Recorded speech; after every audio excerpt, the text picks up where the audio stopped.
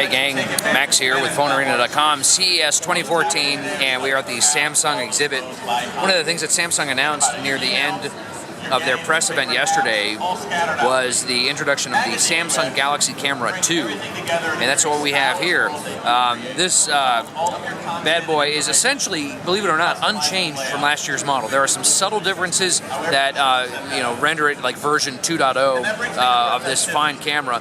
One of the things you'll notice is that the form factor is largely the same, but they've changed the texturing on the outer part of the casing here, so it's a little more pleasant to hold. It has that faux leather feel, which is consistent with the form factor that they've been introducing on other devices, like the Galaxy Note series and whatnot.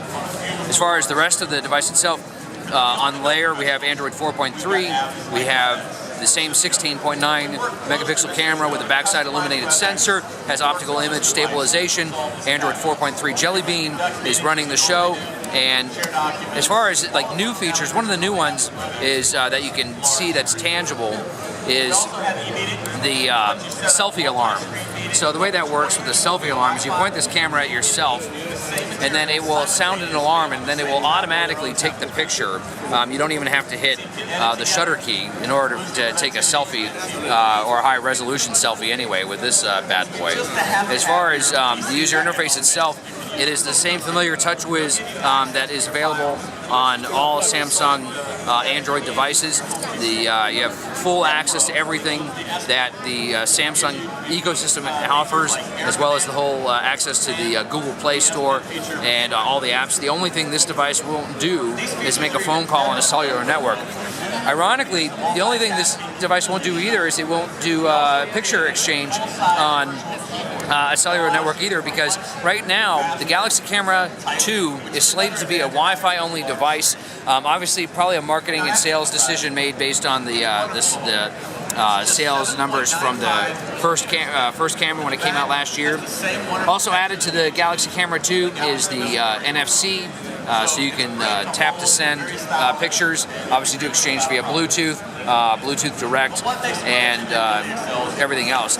As far as the rest of the form factor, it's very clean. The flash sensor is a little changed here, so the whole assembly pops out and leans a little forward. That way you don't get any risk of any shadowing off of the casing or main frame of the body. Got the power lock button. We have the main shutter button. Here we have a 3.5mm headset jack, because sometimes you just need to be able to listen to music while you're taking pictures. There is a larger battery in here, although despite the larger battery, the device itself is lighter than its predecessor. We can't get into the casing here, but underneath there is access to microSD card memory expansion up to 64 gigabytes. There's also a little smaller door there for an HDMI out port, and that's about it. So obviously there's an accelerometer, as you can tell, so this thing behaves in a familiar fashion to every other Samsung device that we've had the pleasure to work with.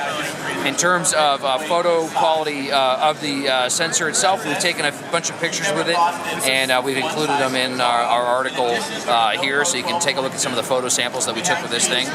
And that's about it. Other than that, we're looking forward to seeing when this comes out on the market. It is going to be available in the first quarter of 2014. Pricing has not been announced, but given the price of the previous camera being about $450, you can expect a similar pricing scheme for this camera as well. So that's our coverage of the Samsung Galaxy Camera 2 here at CES 2014 in Las Vegas. Keep checking back with us at PhoneArena.com for more about this snazzy device and gadgets galore at CES.